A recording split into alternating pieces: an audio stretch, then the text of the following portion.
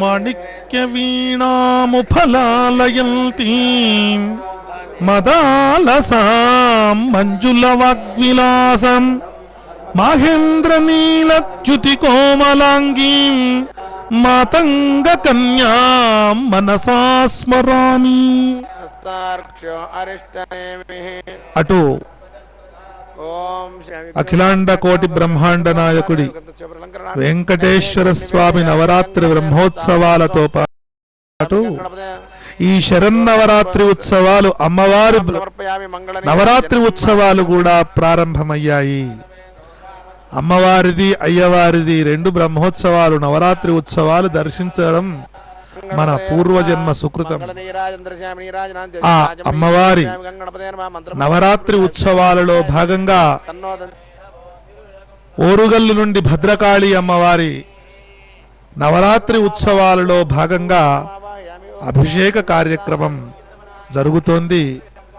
అమ్మలగన్నయమ్మ ముగురమ్మల మూలపుటమ్మ అన్నట్లుగా ఆమె త్రిమాతా స్వరూపిణి, బ్రహ్మ విష్ణు శివాత్మికం అన్నట్లుగా మనందరికీ మాత, మనందరినీ కూడా సంరక్షణ చేసేటువంటిది.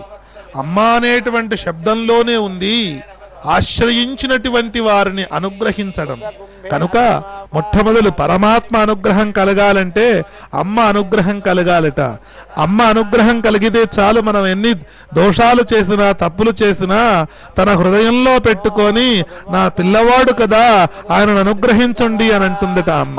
అందుకోసమనే ఆ అమ్మ యొక్క అనుగ్రహాన్ని పొందడం కోసం ఆ బ్రహ్మ విష్ణు శివాత్మిక అయినటువంటి ఆ భద్రకాళి అమ్మవారి అభిషేక మహోత్సవం మనం కనులారా దర్శిస్తూ ఉన్నాం. ఆ అటువంటి కార్యక్రమాన్ని మనం చూడడం అంటే సాక్షాత్తు మనం ప్రత్యక్షంగా చూసినటువంటి ఒక ఆనందం కలిగింప చేసుకోవడమే తప్ప ఇంకొకటి కాదు. కనుక చూడండి ఎలాంటి ఒక చిరునవ్వులతో దయార్ద్ర హృదయంతో ఆ మోము చూడండి, చూస్తే చాలు మనకు ఆనందదాయకంగా ఉన్నటువంటి అమ్మవారు. నమస్తేస్తు మహామాయే శ్రీపీఠే సురపూజితే శంఖ చక్ర గదాహస్తే మహాలక్ష్మీ నమోస్తుతే అనేటువంటి ఒక మనం స్తోత్రం చేస్తూ ఉన్నాం. అనేకానేకమైనటువంటి అమ్మవారి స్తోత్రాలు చేస్తూ ఉన్నాం. మనకు లలితా సహస్రనామ స్తోత్రం చేస్తూ ఉన్నాం. ఇలా ఎన్ని చెప్పుకుంటూ పోయినా ఆ అమ్మను వర్ణించడానికి మనకు ఏవి మాట కూడా చాలదు. ఎందుకంటే అది అనిర్వచనీయమైనటువంటి ఆనందాన్ని తెలియజేసేటువంటి కలిగించేటువంటి మా మనస్సులో ఆనంద పారవశ్యానికి దోహదపడేటువంటి ఒక స్థితి ఆ అమ్మ యొక్క అనుగ్రహ రూపం. కనుకనే వాళ్ళంతా కూడా అక్కడ ఉన్నటువంటి వాళ్ళంతా కూడా అమ్మవారిని స్తోత్రం చేస్తూ అర్చక స్వాములంతా కూడా అభిషేకాన్ని చేస్తూ ఉన్నారు. హిరణ్యవర్ణాం హరిణీం సువర్ణ రజత స్రజాం అంటే అమ్మవారి రూపమే హిరణ్యవర్ణం. హిరణ్యవర్ణానికే హిరణ్యానికి ఆ పేరు వచ్చింది. అంటే బంగారానికి ఉన్నటువంటి వర్ణం అమ్మవారికి ఉన్నదని కాదు, అమ్మవారికి ఉన్నటువంటి వర్ణమే ఆ బంగారానికి వచ్చింది అనేటువంటి ఒక ఉద్దేశ్యం చేతనే వేదం చెప్పబడ్డటువంటిది. కనుక ఆ అమ్మవారిని ఒక అభిషేక కార్యక్రమాన్ని మనం చూస్తూ ఉన్నాం.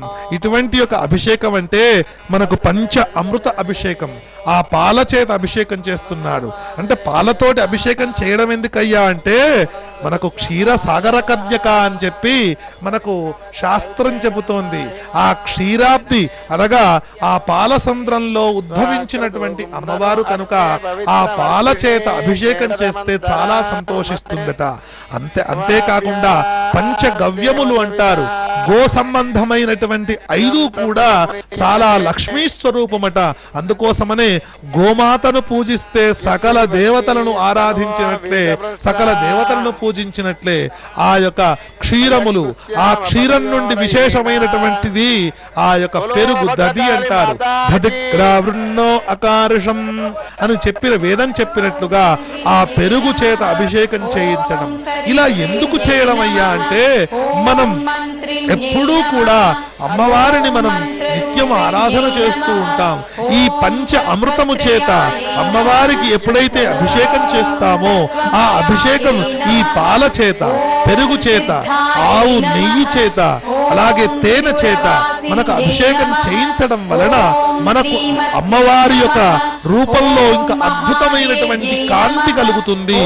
ఎవరైతే అటువంటి సమయంలో దర్శిస్తూ ఉంటారో, స్మరిస్తూ ఉంటారో, ఆరాధిస్తూ ఉంటారో వాళ్లలో కూడా అద్భుతమైనటువంటి శక్తి సమన్వితులుగా కాబడతారు.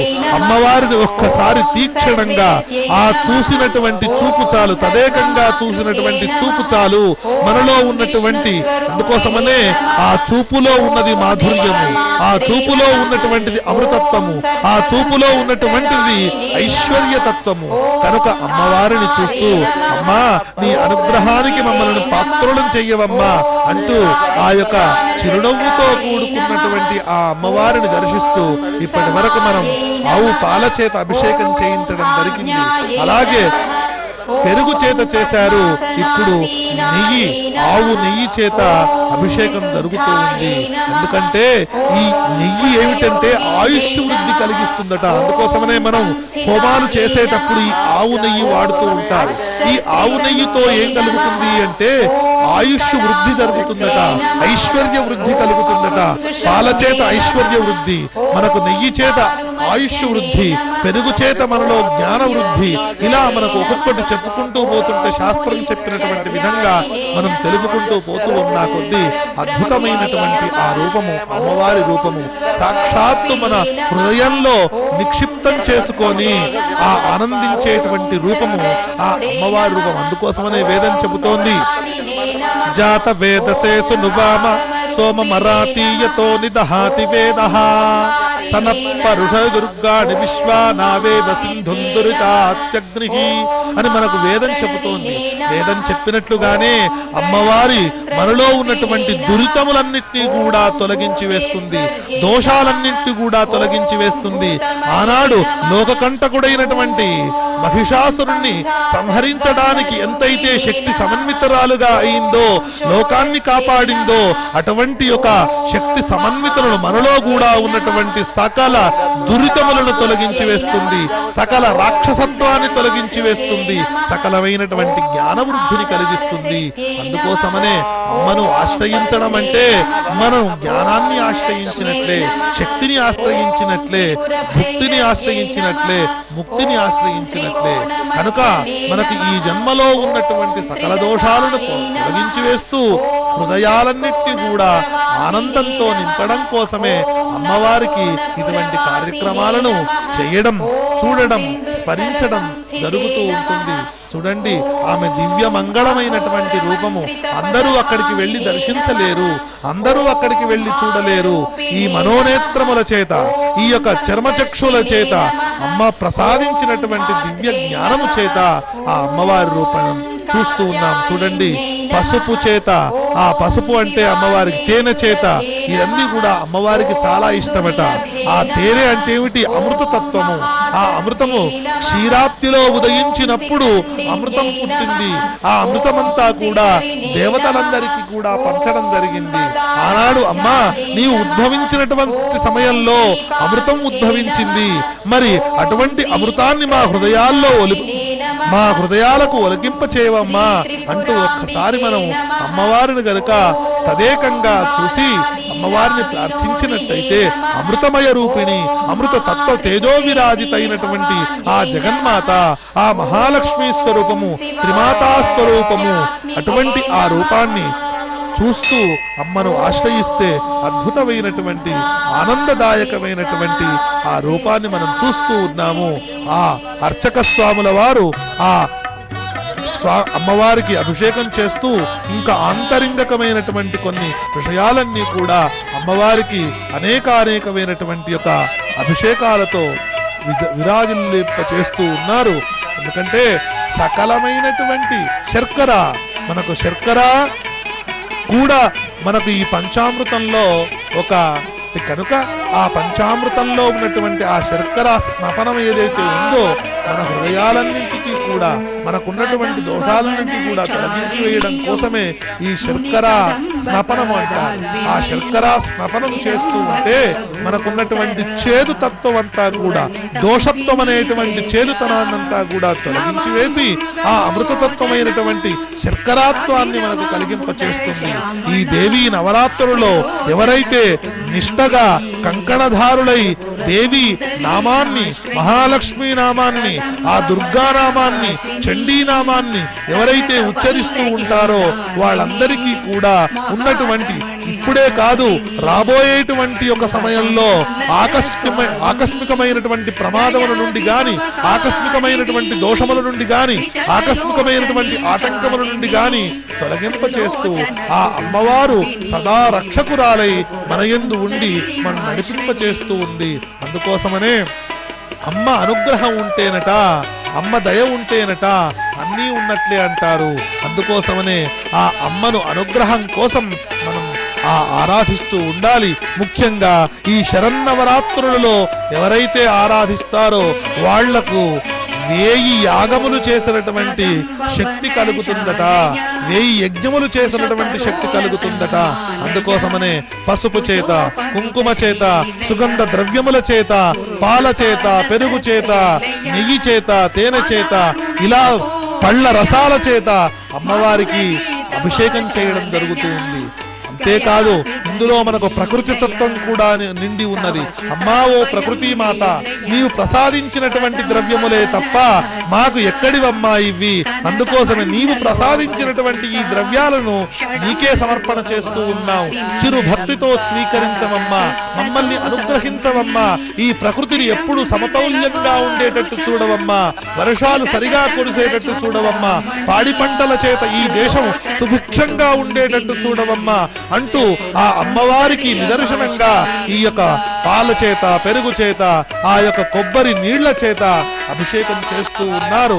ఆ స్వాములంతా కూడా దీక్షా వస్త్రధారులై, దీక్షా కంకణధారులై తదేకంగా ఆ శ్రీ సూక్తము చేత, ఆ దుర్గా సూక్తము చేత అద్భుతమైనటువంటి యొక్క అభిషేకాన్ని చేస్తూ ఉన్నారు. ఆ అభిషేక కార్యక్రమాన్ని మనం చూస్తూ ఉన్నాము.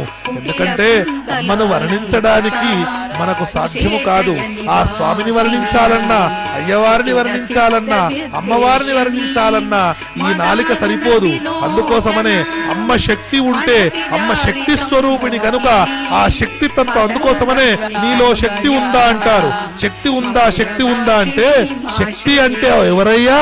శక్తి అంటే అమ్మ, శక్తి అంటే అమ్మ స్వరూపం, శక్తి అంటే అమ్మ యొక్క దృష్టి, శక్తి అంటే అమ్మ యొక్క తేజస్సు. కనుకనే ఈ శక్తి ఉంటే అమ్మ ఉన్నట్లే. కనుక ఈ శక్తి కలగాలంటే అమ్మను ఆరాధించాలి. ఆ అమ్మను ఆరాధించడం, ఈ నవరాత్రుల్లో ఆరాధించడం, తదేకమైనటువంటి ఒక భక్తి పారవశ్యం చేత ఆరాధించడం వల్ల మనకు కలిగినటువంటి సకల దోషాలన్నీ కూడా తొలగిపోతాయట, సకలమైనటువంటి ఒక అనుగ్రహం కూడా కలుగుతుందట. అందుకోసమనే మనం తదేకమైనటువంటి దృష్టితో, తదేకమైనటువంటి చింతనతో చూస్తూ ఉన్నటువంటి వాళ్ళం కనుక ఆ అమ్మ అనుగ్రహాన్ని పొందుదాం, అమ్మను ఆశ్రయిస్తాం. సకంకుమ విలేపనాం అళికశుంభికస్తూరికాం సమందహసిదేక్షణాం శశరసాపపాశాంకుశాం అశేషజనమోహినీం అరుణమాల్యభూషాంబరాం జగాకుసుమభాసురాం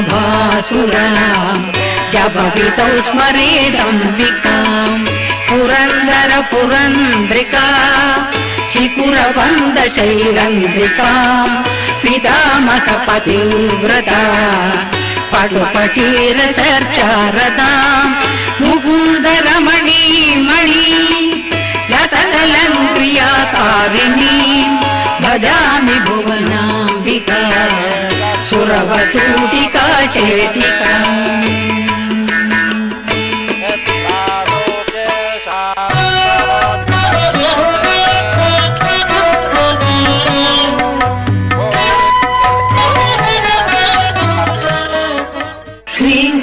శ్రీంకారాసనగర్భితా నరశిఖాం సౌక్లీం కళాం బిభ్రతి सौवर्णाम्बरधारिणीं वरसुधा धौतां त्रिनेत्रोज्ज्वलां वन्दे पुस्तकपाशमङ्कुशधरां स्रग्भूषितामुज्ज्वलां त्वां गौरीं त्रिपुरां परात्परकलां श्रीचक्रसञ्चारिणी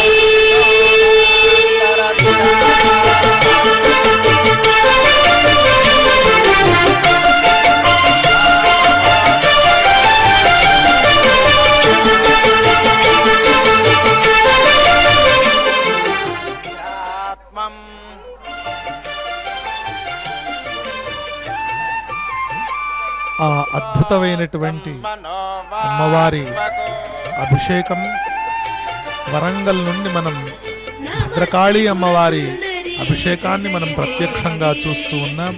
సకలమైనటువంటి యొక్క ఫల రసాల చేత, పంచామృతముల చేత అనేకమైనటువంటి అభిషేకాలు ఆనందదాయకంగా జరుగుతోంది. ఇటువంటి యొక్క కార్యక్రమాన్ని చూడడం అంటే మనకు ఆ అమ్మవారి పరిపూర్ణమైనటువంటి అనుగ్రహం ఉంటే తప్ప మనకి ఇటువంటిది సాధ్యము కాదు. ఎక్కడో ఉండి మనం ఇటువంటి ఆ ఆనందకరమైనటువంటి ఐశ్వర్యకరమైనటువంటి ఆ అమ్మవారి చిరు చూపులను, చిరునవ్వు చూపులను, ఆ ముగ్ధ మనోహరమైనటువంటి ఆ చిరునవ్వుతో కూడుకున్నటువంటి ఆ వీక్షణములను చూస్తున్నామంటే ఎంతటి అదృష్టవంతులం మనం. అందుకోసమనే అమ్మను ఒక్కసారి స్మరిస్తే చాలు, అమ్మను ఆశ్రయిస్తే చాలు. శీఘ్ర వరదాత, తల్లికి పిల్లవాడి యందు తొందరగా ప్రేమ కలుగుతుందట.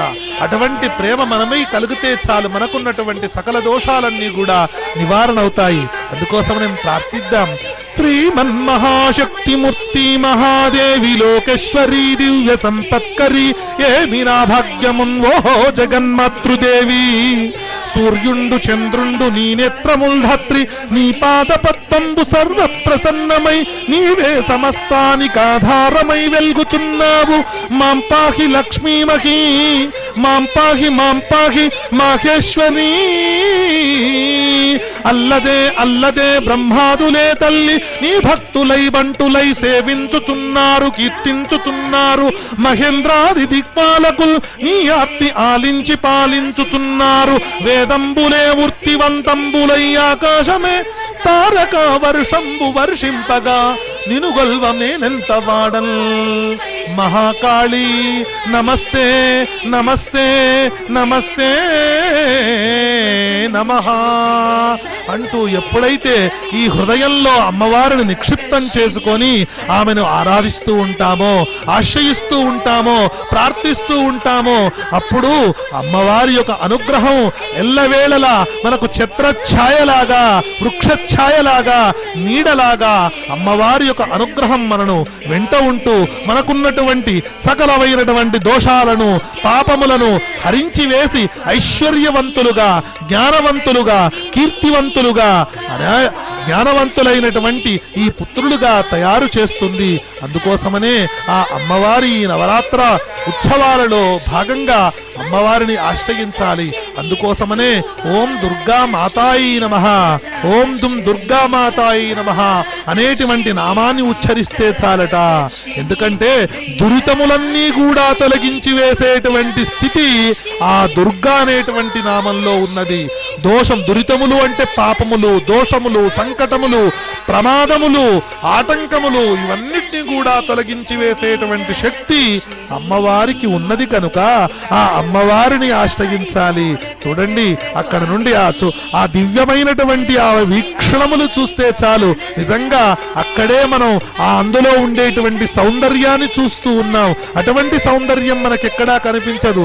తాత్కాలికమైనటువంటి సౌందర్యములను చూస్తూ ఉంటాము, అవి క్షణం. ఎందుకంటే ఈ యొక్క దేహపూరితమైనటువంటి యొక్క సౌందర్యము క్షణంలో ఎంత తయారైనప్పటికీ కూడా కొద్ది సమయంలోనే అది ఆ సౌందర్యాన్ని కోల్పోతూ ఉంటాయి. కానీ అచంచలమైనటువంటి సౌందర్యము, శాశ్వతమైనటువంటి సౌందర్యం అంటే ఆ అమ్మ సౌందర్యం ఒక్కటే. అందుకోసమనే సౌందర్య లహరి అని శంకర భగవత్పాదులు ఆ ఆమె సౌందర్యాన్ని వర్ణించారు. అమ్మ సౌందర్యాన్ని వర్ణించడం ఎవరికైనా తరమా?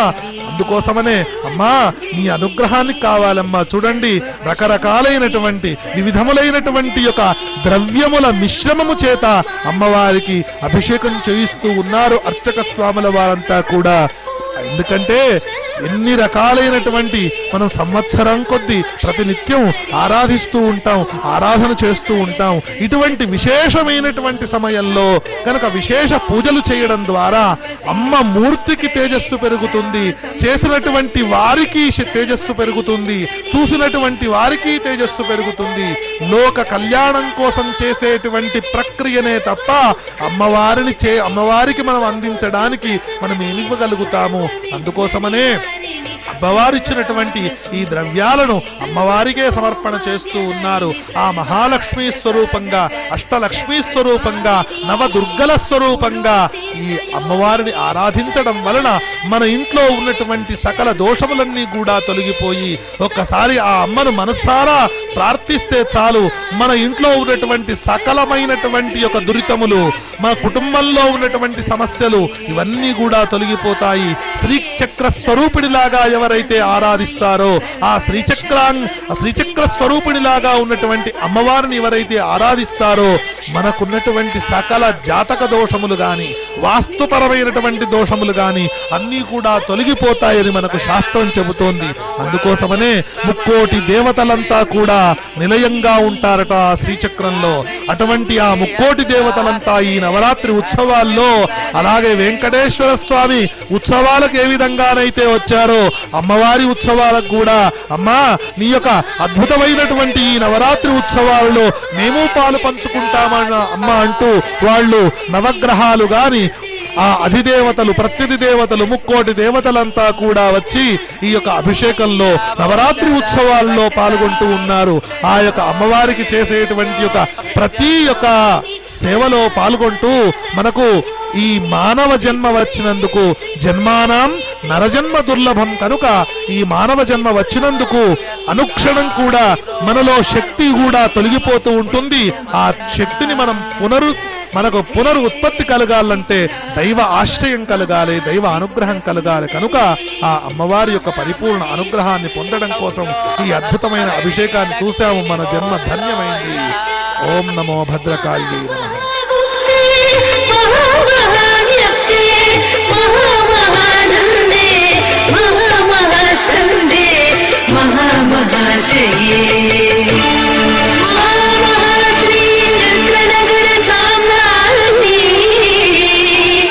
नमस्ते नमस्ते नमस्ते नमः स्मना भवा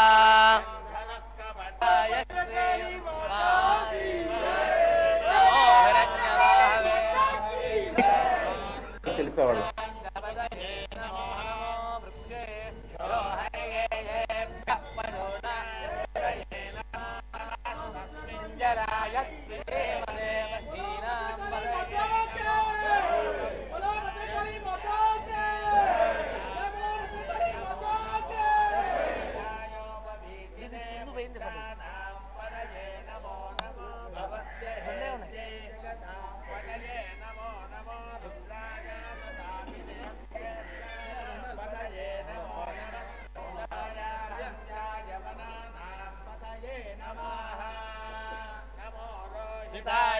पदये वृक्षाणां पदये नमो नमो मन्त्रिणे वाणिजाय गक्षाणां पदये नमो नमो भुवन् वारिवस्कृतायौषधीनां पदये नमो नम उच्चै घोषाय क्रन्दये देवथीन् पदये नमो नमो बभ्रुषाय समिदाय धावदे सदा